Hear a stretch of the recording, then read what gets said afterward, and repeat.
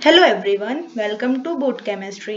Structure of atom के आज के लेक्चर में हम डिस्कस करने वाले हैं absorption and emission spectra. Last lectures में हमने ये कंक्लूड किया कि किस तरीके से सब एटॉमिक पार्टिकल्स की डिस्कवरी हुई और थॉमसन और रदरफोर्ड ने अपने एटॉमिक मॉडल्स दिए। इसके बाद हमने मैक्सवेल की इलेक्ट्रोमैग्नेटिक रेडिएशन थ्योरी देखी, जिसमें उन्होंने रेडिएशन को बताया कि वो किस तरीके से कॉन्टिन्यूस मैनर में फ्लो करती है और उनके साथ एक इलेक्ट्रिक और मैग्नेटिक फील्ड भी एसोसिएटेड होता है। उन्होंने बताया कि रेडिएशन वेव लाइक मैनर में रहती है और स्पीड ऑफ लाइट से ट्रेवल करती है, प्लस उसे किसी मीडियम की भी रिक्वायरमेंट नहीं होती है प्रोपेगेट करने के लिए। और इस तरीके से मैक्सवेल की जो इलेक्ट्रोमैग्नेटिक वेव थ्योरी थी, उसने डिफ्रैक्शन और इंटरफेरेंस जैसे इंपॉर्टेंट फिनोमिना को एक्सप्लेन किया। लेकिन उसके बाद हमने देखा कि किस फोटो इलेक्ट्रिक इफेक्ट और ब्लैक बॉडी रेडिएशन, ये कुछ ऐसे फिनोमिना थे जो कि मैक्सवेल की इलेक्ट्रोमैग्नेटिक वेव थ्योरी एक्सप्लेन नहीं कर पाई थी। इन दोनों फिनोमेना को एक्सप्लेन करने के लिए फिर मैक्स प्लैंक ने अपनी न्यू थ्योरी दी, जिसे हम प्लैंक्स क्वांटम थ्योरी बोलते हैं, और इसे एक्सटेंड किया था आइंस्टीन ने। तो प्लैंक क्वांटम थ्योरी के अकॉर्डिंग लाइट जो है वो कॉन्टिन्यूस मैनर में फ्लो नहीं करती है। उन्होंने अपने फर्स्ट पोस्टुलेट में ही बोल दिया था कि लाइट जो है वो डिसकॉन्टिन्यूस फॉर्म में रहती है। लाइट का पार्टिकल नेचर होता है। लाइट कुछ स्मॉल पैकेट्स ऑफ एनर्जी की फॉर्म में फ्लो करती है और उन स्मॉल पैकेट्स को हम क्वांटम बोलते हैं। या फिर लाइट के केस में रेडिएशन और लाइट में ऐसा कोई डिफरेंस नहीं है। Light is a form of radiation, लेकिन आप देख सकते हैं यहाँ पर हम जो देख रहे हैं विजिबल लाइट, हम इसी को लाइट कंसीडर करते हैं। लेकिन इससे ज़्यादा एनर्जी की लाइट भी होती है, या फिर हमें ज़्यादा एक्यूरेटली बोलें तो इससे ज़्यादा एनर्जी की रेडिएशंस भी होती है, लाइक यूवी रेज, एक्सरे और गामा रेज। ये सब है हाई एनर्जी रेडिएशंस हैं। और इसके ऊपर अगर आप देख रहे हैं, ये रेडियो वेव हो गई, माइक्रोवेव्स हो गई, ये सब लो एनर्जी की रेडिएशंस होती हैं। आप मेरी आवाज़ सुन पा रहे हैं due to this radio waves. लेकिन हम कंसिडर करते हैं लाइट को, जो कि हम विजिबली देख पा रहे हैं, बट एक्चुअल में ये सारी की सारी क्या है, रेडिएशंस है। तो वापस हम बात करते हैं प्लैंक क्वांटम थ्योरी की। तो प्लैंक क्वांटम थ्योरी के अकॉर्डिंग लाइट जो है वो पार्टिकल नेचर पजेस करती है, वेव नेचर पजेस नहीं करती है। लाइट का जो स्मॉलेस्ट यूनिट है उसको हम बोलते हैं फोटॉन्स, और यही रिस्पॉन्सिबल होते हैं उसके पार्टिकल नेचर के लिए। उन्होंने ये भी बोला कि जो फोटॉन्स हैं वो हमेशा होल नंबर में ही रहते हैं। आप 1.25 फोटॉन्स नहीं ले सकते।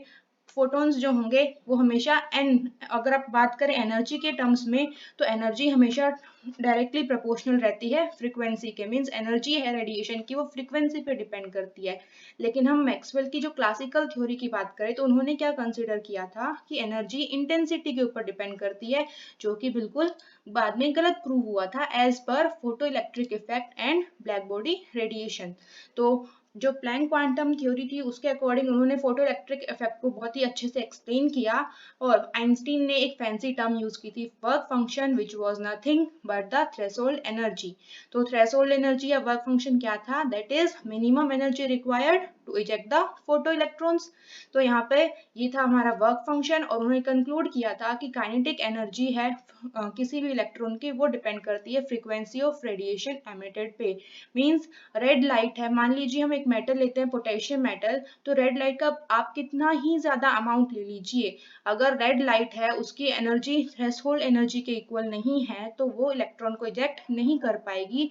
बेशक आप उसे कितनी ही देर तक रखिए लाइट को, या फिर कितनी ही ज्यादा अमाउंट में कीजिए, मींस आप कितना ही ज्यादा इंटेंसिटी को इंक्रीज कर लो, लेकिन उससे इलेक्ट्रॉन का इजेक्शन नहीं होगा, काइनेटिक एनर्जी इंक्रीज नहीं होगी। तो ये एक्सप्लेनेशन थी आइंस्टीन की। उन्होंने कहा था कि इलेक्ट्रॉन की काइनेटिक एनर्जी लाइट की फ्रीक्वेंसी पर डिपेंड करती है, लाइट की इंटेंसिटी पर डिपेंड नहीं करती।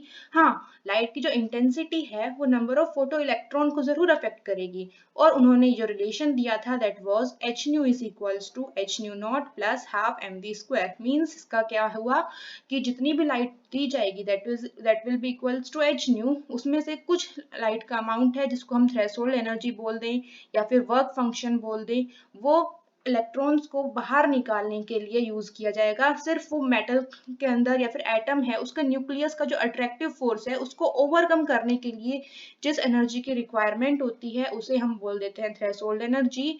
और जो बाकी की एक्स्ट्रा अमाउंट ऑफ एनर्जी है वो इलेक्ट्रॉन यूज करेगा दौड़ लगाने के लिए, भागने के लिए, या फिर हम बोल सकते हैं काइनेटिक एनर्जी की फॉर्म में यूज करता है। तो ये थी आइंस्टीन की explanation for the photo electric effect and I am pretty sure कि आपको समझ में आ ही गया होगा कि क्या था आइंस्टीन का एक्सप्लेनेशन, और काफी क्लियर भी था और वेल एक्सेप्टेड थी ये एक्सप्लेनेशन। इसके बाद ब्लैक बॉडी रेडिएशन जो थी उनको भी उन्होंने बहुत अच्छे से एक्सप्लेन किया था। क्या था ब्लैक बॉडी रेडिएशन के अकॉर्डिंग कि जब किसी भी हॉट सब्सटेंस को या किसी ब्लैक बॉडी को हीट किया जाता है तो उसका कलर क्यों चेंज होता है। अगर आप किसी भी हॉट सब्सटेंस को हीट कर रहे थे तो पहले वो रेड होता है, देन वो येलो हो जाता है, फिर ब्लू कलर का होके बहुत ग्लो करने लगता है। तो जो हम बात करें क्लासिकल थ्योरी की तो वो तो एक्सप्लेन नहीं कर पाए थे इस कंसेप्ट को, क्योंकि एनर्जी है उनके अकॉर्डिंग तो सिर्फ एनर्जी सिर्फ इंटेंसिटी के ऊपर डिपेंड करती है। तो उनके अकॉर्डिंग अगर आप किसी ब्लैक सब्सटेंस को या किसी भी बॉडी को आप हीट करेंगे तो क्या होना चाहिए, कलर चेंज नहीं होना चाहिए। हाँ, उसका अमाउंट चेंज हो सकता है, ग्लो हो ज्यादा होने लग जाएगी, लेकिन अगर वो रेड कलर की ग्लो है तो रेड कलर का ही ग्लो करेगा और ज्यादा ग्लो करेगा, बट कलर हमेशा वही रहेगा रेड टू रेड। लेकिन ऐसा था नहीं, ऑब्जर्वेशन क्या थी कि कलर चेंज हो रहा था, और कलर चेंज होने का मतलब क्या है कि फ्रीक्वेंसी चेंज हो रही थी। तो इसको एक्सप्लेन कैसे किया गया था कि नहीं, लाइट जो है वेव की फॉर्म में नहीं ट्रेवल करती है, वो पैकेट्स ऑफ एनर्जी जिसको हम क्वांटम बोलते हैं उसकी फॉर्म में ट्रेवल करती है। और जब वहां पर टेम्परेचर को बढ़ाया जा रहा है, हम बॉडी को हीट कर रहे हैं, इसका मतलब क्या है, हम उसको टेम्परेचर दे रहे हैं। टेम्परेचर बढ़ाने से वहां पर जो सब्सटेंस है उसकी काइनेटिक एनर्जी बढ़ती है, क्योंकि यहाँ पे जो सब्सटेंस है या एटम्स की बात करें तो वाइब्रेट करने लगते हैं, और वाइब्रेशन की वजह से वहां पर हीटिंग इफेक्ट प्रोड्यूस होता है। और जैसे ही एनर्जी है वहां पर फ्रीक्वेंसी के अकॉर्डिंग है। किसने बताया था ये, ऑब्वियसली प्लैंक क्वांटम थ्योरी का सेकंड पॉइंट क्या था, that kinetic energy is directly proportional to frequency. तो हीट करने पर जैसे ही एनर्जी बढ़ी तो क्या हो जाएगी, उसकी फ्रीक्वेंसी भी बढ़ जाएगी, और फ्रीक्वेंसी बढ़ गई इसका मतलब कलर चेंज हो गया, क्योंकि रेड कलर की फ्रीक्वेंसी कम होती है और येलो की ज्यादा होती है और ब्लू की और भी ज्यादा होती है। इसीलिए जब जैसे ही आप बॉडी को हीट कर रहे हैं तो उसकी काइनेटिक एनर्जी बढ़ेगी, और अगर एनर्जी बढ़ेगी तो उसकी फ्रीक्वेंसी बढ़ेगी, और फ्रीक्वेंसी बढ़ने से या फ्रीक्वेंसी चेंज होने से क्या होगा, उसका कलर भी चेंज होगा। तो ये थी quantum explanation for the black body radiation. I hope ये दोनों टॉपिक आपको बहुत अच्छे से क्लियर हो गए होंगे। और यहीं से हमने जो क्वांटम थ्योरी है वहां से एक नई टर्म सीखी थी, दैट वाज क्वांटाइजेशन। या फिर क्वांटाइजेशन का मतलब होता क्या है, the restriction of any property to discrete value. इसी को हम क्या बोल देते हैं, क्वांटाइजेशन। इसको एक बहुत ही डेली लाइफ एग्जांपल से समझ सकते हैं।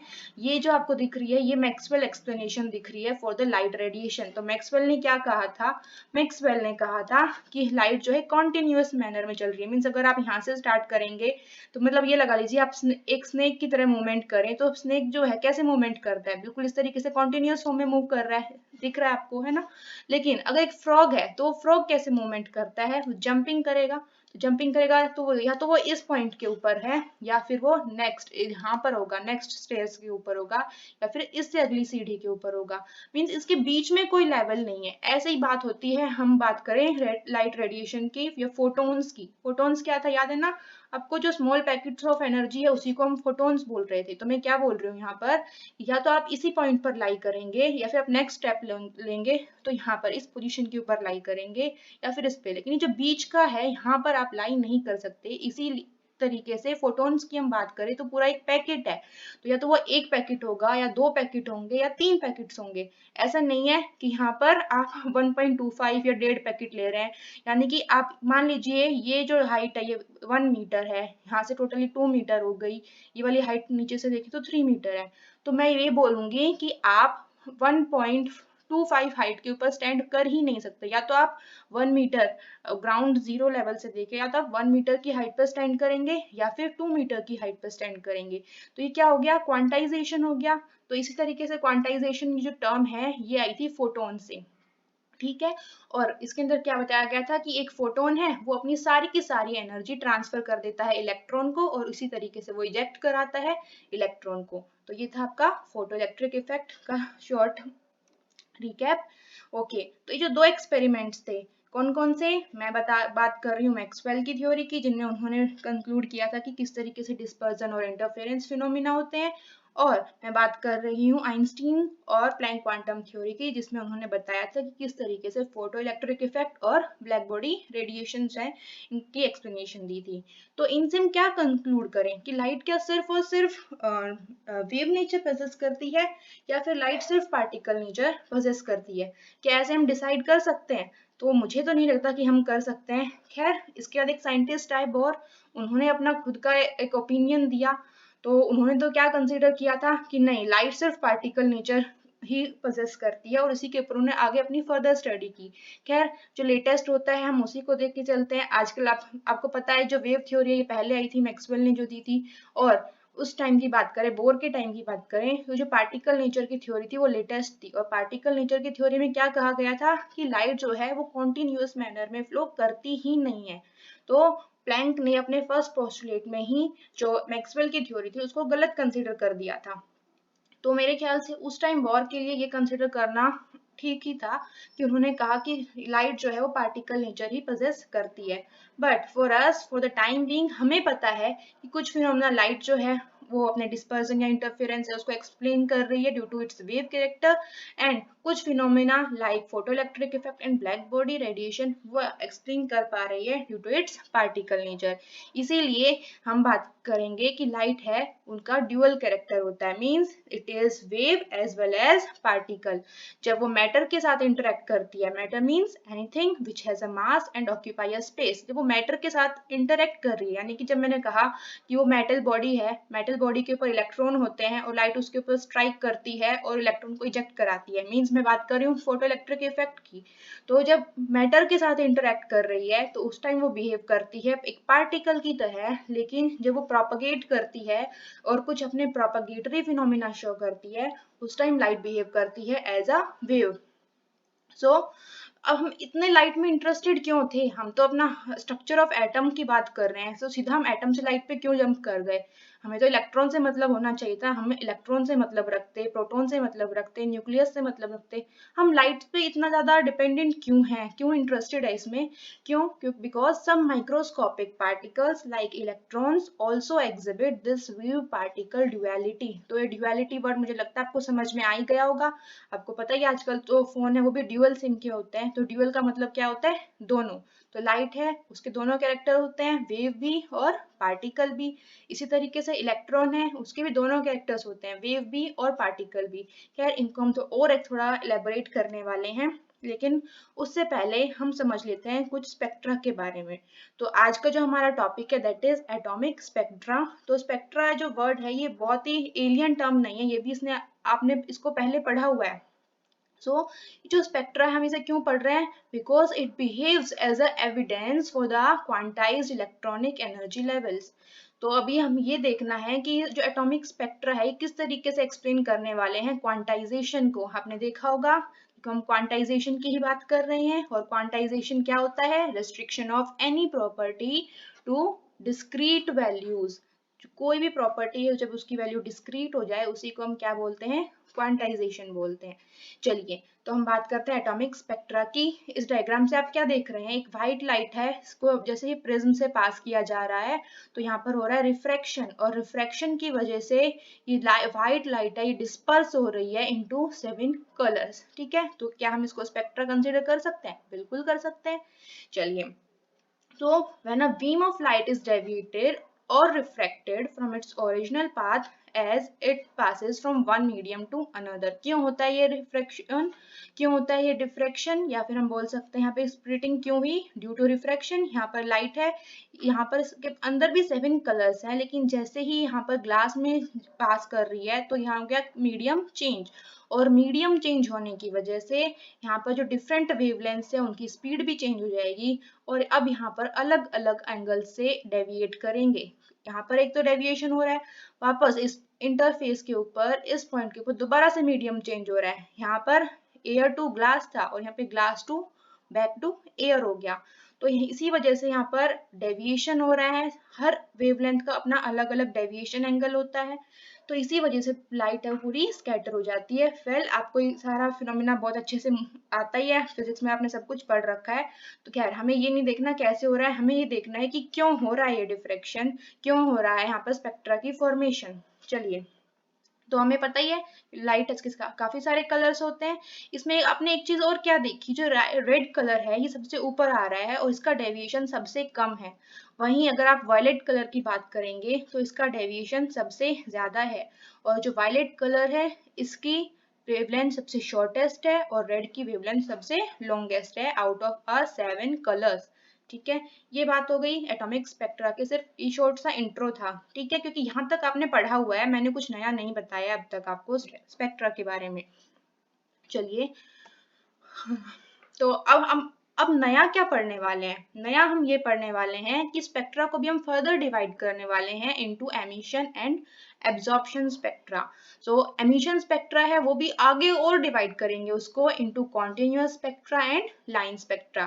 तो ये थोड़ा डायग्राम आप देख लीजिए, देख के डरने की जरूरत नहीं है। ये जो कॉन्टिन्यूअस स्पेक्ट्रा है ये तो जो मैंने आपको अभी अभी दिखाया है वही है, सेम स्पेक्ट्रा। जब आप इसको स्क्रीन के ऊपर रिकॉर्ड करेंगे, यहाँ पे अगर आप कोई स्क्रीन पुट कर देंगे और स्क्रीन को अगर आप हॉरिजॉन्टल वे में देखेंगे तो वो कुछ इस तरीके से दिखेगा, दैट इज कॉन्टिन्यूअस स्पेक्ट्रा। तो इसका मतलब क्या हुआ, कॉन्टिन्यूअस स्पेक्ट्रा के बारे में तो आप ऑलरेडी जानते हैं। तो हमारे लिए नया क्या है, हमारे लिए नया है ये लाइन स्पेक्ट्रा। उसको और अच्छे से डरा के बोलूं आपको तो that is emission line spectrum. तो इस spectrum is new for us, तो हम इसको पढ़ने वाले हैं, प्लस दिस एब्जॉर्प्शन स्पेक्ट्रा। तो ये दोनों है, इसको हम बहुत अच्छे से करने वाले हैं और हमारे काम की भी यही दोनों स्पेक्ट्रा हैं। चलिए, यही है continuous, emission and absorption line spectra.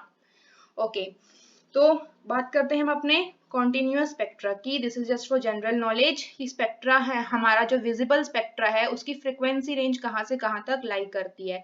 So spectrum of a white light जो हम देख सकते हैं कहाँ से रेंज करते हैं, वॉयलेट कलर है उसकी वेवलेंथ होती है 7.5 × 10⁻14 हर्ट्ज टू रेड कलर जिसकी फ्रीक्वेंसी है 4 × 10⁻14 हर्ट्ज। और ये जो पूरा स्पेक्ट्रम है, ये पूरा का पूरा, इसको हम कॉन्टिन्यूअस स्पेक्ट्रम बोलते हैं। पर इसको कॉन्टिन्यूअस क्यों बोलते हैं, देखिए आप यहाँ पे 7 कलर को डिस्टिंग्विश तो कर सकते हैं, लेकिन एक पूरी लाइन नहीं खींच सकते स्पेसिफिकली कि इस लाइन के इस साइड वॉयलेट और इस लाइन के उस साइड नेक्स्ट कलर आ जाएगा, इंडिगो कलर आ जाएगा या ब्लू कलर आ जाएगा, ऐसा आप स्पेसिफाई नहीं कर सकते। मीन्स एक कॉन्टिन्यूअस मैनर में दूसरे कलर के अंदर ट्रांजिट हो रहा है और आप एक लाइन से इसको अलग अलग नहीं कर सकते, इसीलिए हम क्या बोल देते हैं इसको continuous spectra। तो यही है question, why it is called continuous spectrum, because violet merges into blue and blue into green and so on। Means सारे कलर है एक दूसरे के अंदर मर्ज हो रहे हैं और आप इसको डिफरेंशिएट नहीं कर सकते, इसीलिए इसको हम क्या बोल देते हैं, continuous spectrum बोल देते हैं। अब क्वेश्चन ये है कि हम स्पेक्ट्रम मिलता क्यों है, ठीक है, कैसे मिलता है, या फिर जो है आपके जो फिजिक्स पॉइंट से आप बता सकते हैं कि भाई किस तरीके से फिजिकल फिनोमिना आप फिजिक्स पॉइंट ऑफ व्यू से बता देंगे, what ever it is, refraction, speed of light, this and that.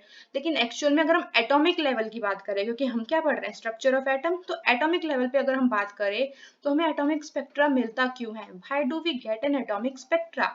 तो इसका रीजन क्या है कि जब कोई भी इलेक्ट्रोमैग्नेटिक रेडिएशन है वो मैटर के साथ इंटरेक्ट करती है। अब एटम है वो भी तो मैटर ही है, matter is anything which have mass and occupy a space. तो एटम हो गया या फिर मॉलिक्यूल हो गया, जब भी कोई भी इलेक्ट्रोमैग्नेटिक रेडिएशन मैटर के साथ इंटरेक्ट करती है तो क्या होता है, वो एटम हो गया या फिर मॉलिक्यूल हो गया, वो क्या करेगा, उस एनर्जी को एब्जॉर्ब कर लेगा और एनर्जी को एब्जॉर्ब करने के बाद वो एक हायर स्टेट में जंप कर जाता है। और हायर स्टेट में जंप करने के बाद हायर स्टेट में कोई भी ज्यादा देर नहीं रह सकता है, इसीलिए वो एक अनस्टेबल स्टेट होती है और वापस से उसको अपनी ग्राउंड स्टेट का मतलब क्या है, अपने खुद के घर में वापस आना पड़ता है। ठीक है, तो जैसे ही वापस आएगा तो जितना उसने एब्जॉर्ब की थी एनर्जी को उसको एमिट भी तो करेगा। तो जब वो एनर्जी को एमिट करता है, वो जो एनर्जी है एमिटेड एनर्जी, वो एक स्पेक्ट्रा की फॉर्म में आती है। ठीक है, तो ये होगी एटॉमिक लेवल की explanation. So when electromagnetic radiation interacts with matter, it may be atom or molecule, then they may absorb energy and reach to a higher energy state।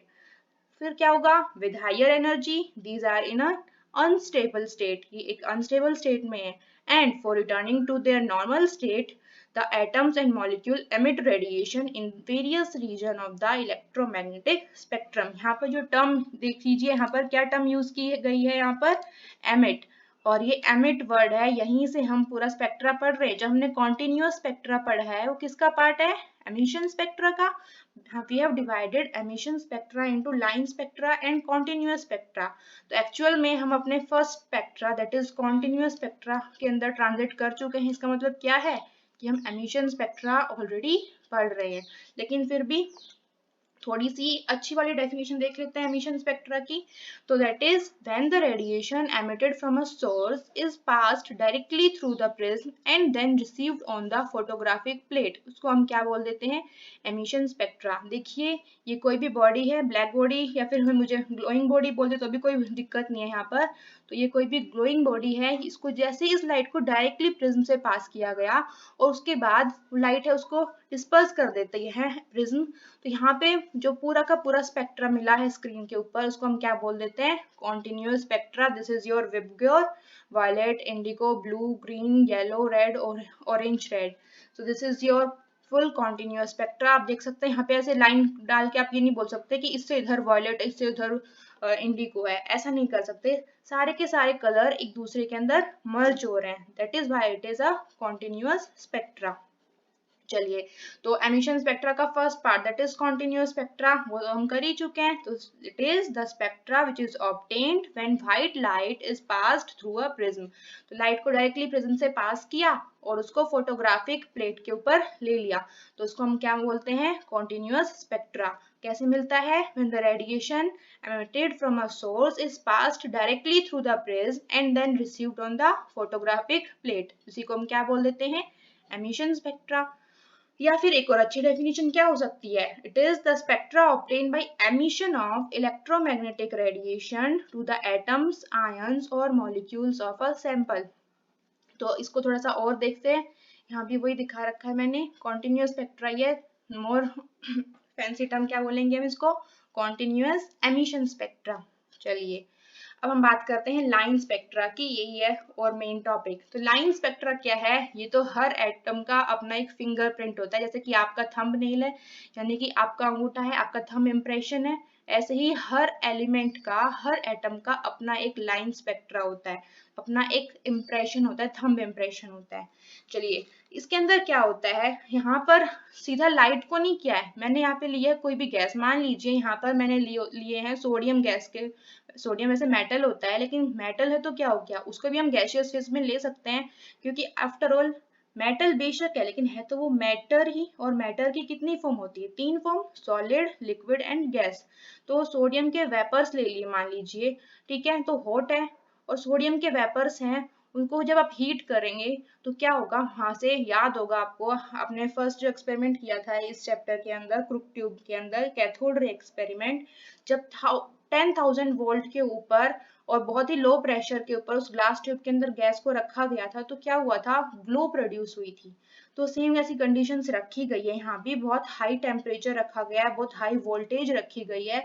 High voltage के ऊपर क्या होगा, जो भी गैस उस tube के अंदर होगी वो ग्लो प्रोड्यूस करेगी। वो जो ग्लो है उस लाइट को यहाँ पे प्रिज्म से पास किया जाता है और प्रिज्म जो है उस लाइट को फिर आगे इस तरीके से फोटोग्राफिक प्लेट पर शो करता है in the form of spectra. तो इस स्पेक्ट्रा को क्या बोलते हैं हम, emission spectra.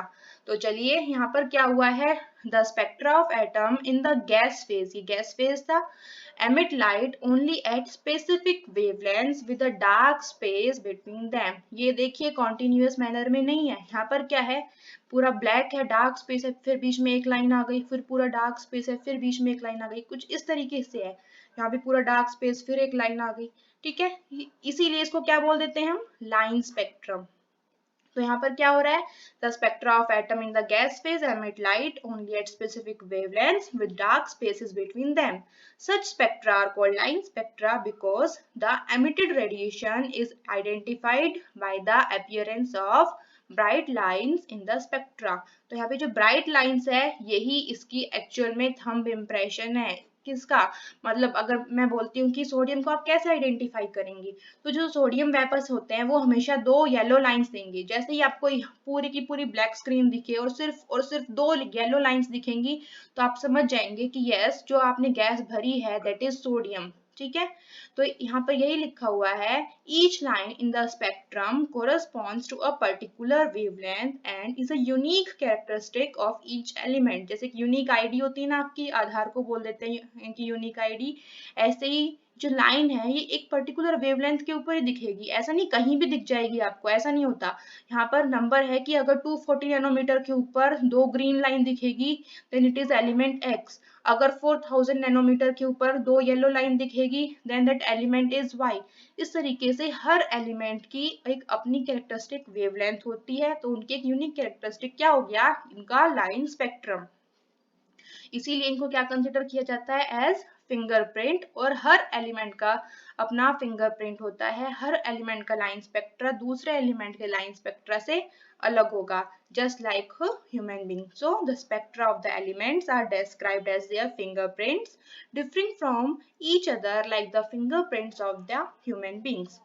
Line spectra is obtained as a result of absorption and subsequent emission of energy by the electron in the individual atom of the element, hence also called atomic spectra.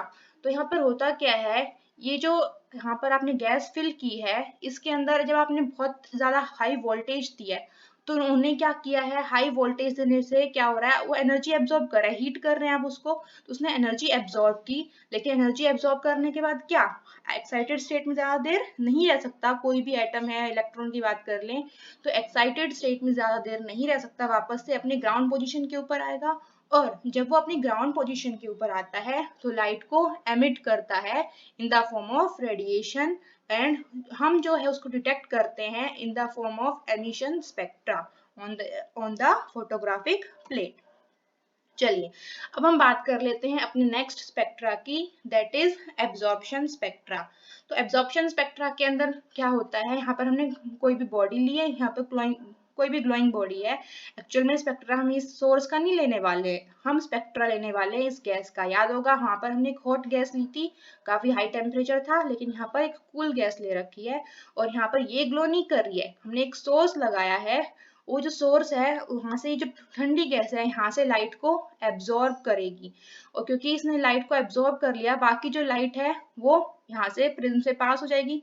मान लीजिए यहाँ से white light आ रही है, अब ये जो gas है इसने उसमें से एक पर्टिकुलर वेवलेंथ की लाइट वहां से एब्जॉर्ब कर ली, मान लीजिए उसने रेड कलर की लाइट एब्जॉर्ब कर ली है, और बाकी की जो लाइट बच गई वेवग्योर के अंदर से VIB GYO यहाँ तक की लाइट है वो तो बाहर आएगी, तो वो सारी की सारी इस प्रिज्म से पास हुई और वो हमें इधर दिखेगी पूरी की पूरी in the form of spectrum.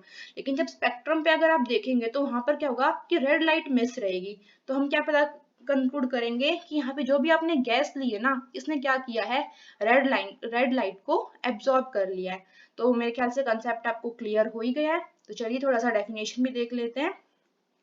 Spectra obtained by absorption of electromagnetic radiations to the atoms, ions और molecules of a sample। इस बार क्या है, आपने सोर्स अलग रखा है, बीच में आपने अपना मटेरियल रख दिया, उस मटेरियल ने क्या किया, लाइट को एब्जॉर्ब कर लिया। अब जो बाहर लाइट जाएगी वो लाइट होगी जो कि इस मटेरियल ने एब्जॉर्ब नहीं की है ना। When white light from any source is passed through a solution or vapors of a chemical substance and then analyzed by the spectroscope, some dark lines were observed। और जो dark lines है उन्हीं को हम क्या बोल देते हैं, absorption spectra। और ये क्यों होता है ऐसा, because when white light containing radiations of many wavelengths is passed through the chemical substance, radiation of certain wavelengths are absorbed depending upon the nature of element।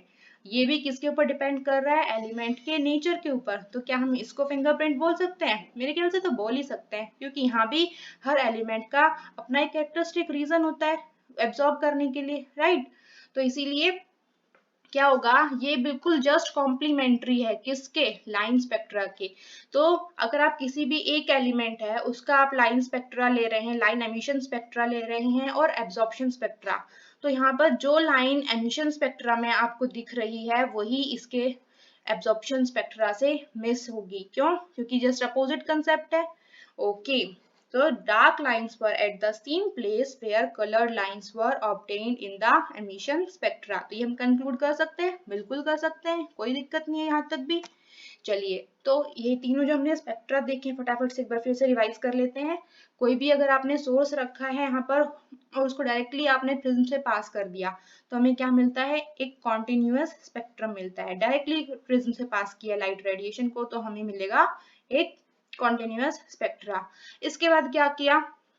अगर आपने किसी हॉट सोर्स को लिया है और फिर वहां पे ये जो ब्लैक बॉडी है या फिर hot black body whatever it is, उस सोर्स को डायरेक्टली अगर आपने प्रिज्म से पास करेंगे तो हमें मिलेगा एमिशन लाइन स्पेक्ट्रा। लेकिन अगर एक कूलर गैस है, सोर्स भी लिया है और एक कूलर गैस भी ली है, तो सोर्स की लाइट जो है पहले उस गैस के ऊपर जाएगी, वहां से वो कुछ लाइट एब्जॉर्ब कर लेगी और बाकी जो लाइट है वो अगर हम स्क्रीन पे लेते हैं तो हम उसको बोल देते हैं एब्जॉर्प्शन स्पेक्ट्रम।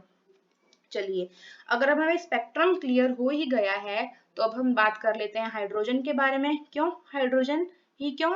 क्योंकि वो सिंपलेस्ट एलिमेंट है, सिर्फ और सिर्फ एक ही इलेक्ट्रॉन होता है, बेचारे के पास न्यूट्रॉन भी नहीं होता है। तो ये बहुत अच्छा क्वेश्चन है आपकी पीरियोडिक टेबल में, ऐसा कौन सा एलिमेंट है जिसके पास एक भी न्यूट्रॉन नहीं है? And the answer is hydrogen. सिर्फ हाइड्रोजन ही एक ऐसा एलिमेंट है, इतना सिंपल सा है, एटॉमिक नंबर भी 1 है, तो इसका एमिशन स्पेक्ट्रा तो हम सबसे पहले पढ़ेंगे क्योंकि हम सपोज कर रहे हैं कि बहुत ही इजी स्पेक्ट्रा होगा, इजीली हम पढ़ सकते हैं। तो चलिए देखते हैं कि सच में इजी है अब इस या फिर ये बस आपको लग ही रहा है। ओके, तो क्या किया गया है यहाँ पर? हाइड्रोजन का दोनों स्पेक्ट्रा मैंने यहाँ पे शो कर रखे हैं, एमिशन स्पेक्ट्रा भी और एब्जॉर्प्शन स्पेक्ट्रा भी। कैसे लिया गया था?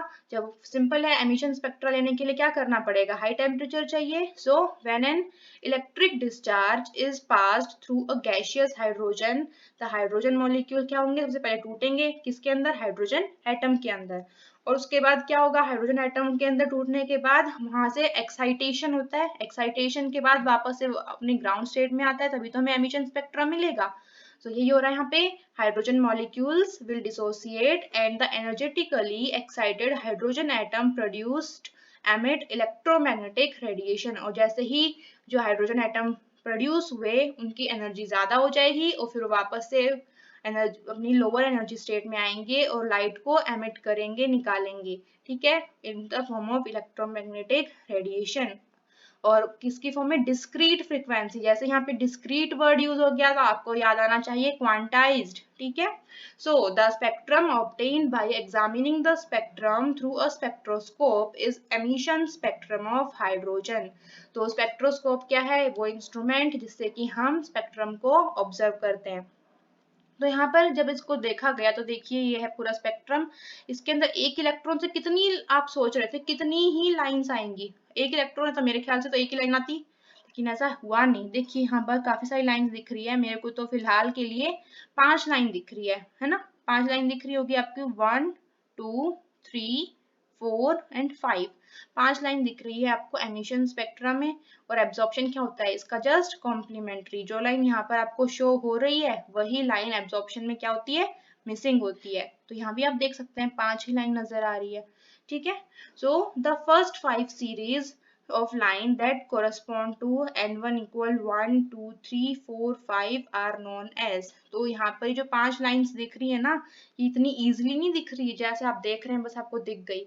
ये हर एक लाइन जो है आगे और आप देखेंगे कि बहुत फाइन लाइंस के अंदर मिलेंगी आपको, और इन पूरी एक एक लाइन के ऊपर एक एक साइंटिस्ट ने स्टडी की है। तो यहाँ पर जो फर्स्ट लाइन की स्टडी है वो लाइमन ने की। देन ये साइंटिस्ट के नेम है Lyman, बामर, Paschen, bracket end fund, और उन्हीं के बेसिस पे पूरी सीरीज बनी थी और उन सबकी एक पर्टिकुलर वेवलेंथ भी थी। मैं आपको दिखा देती हूँ, ये देखिए वो जो आपको 5 लाइन नजर आ रही थी ना, वो बस दूर से नजर आ रही थी। जब आपको और अच्छे से ऑब्जर्व करेंगे तो उसके अंदर भी बहुत ज्यादा फाइन लाइंस होंगी। ये देखिए दिख रही होंगी आपको ये सारी की सारी फाइन लाइंस। तो ये LY ये है लाइमन सीरीज, ये BA stands for बामर series, PA stands for Paschen series, BR stands for Brackett series, and PF stands for fund series. यहाँ पर HU stands for Humphry series, पर ये आपको नहीं करना है, बस आपको यहाँ तक का ही थोड़ा ध्यान रखना है, क्योंकि हाइड्रोजन स्पेक्ट्रल लाइंस जो होती हैं वो देखने में आपको बहुत ही लगती है सिंपल, लेकिन उसके अंदर भी बहुत कॉम्प्लेक्सिटी है।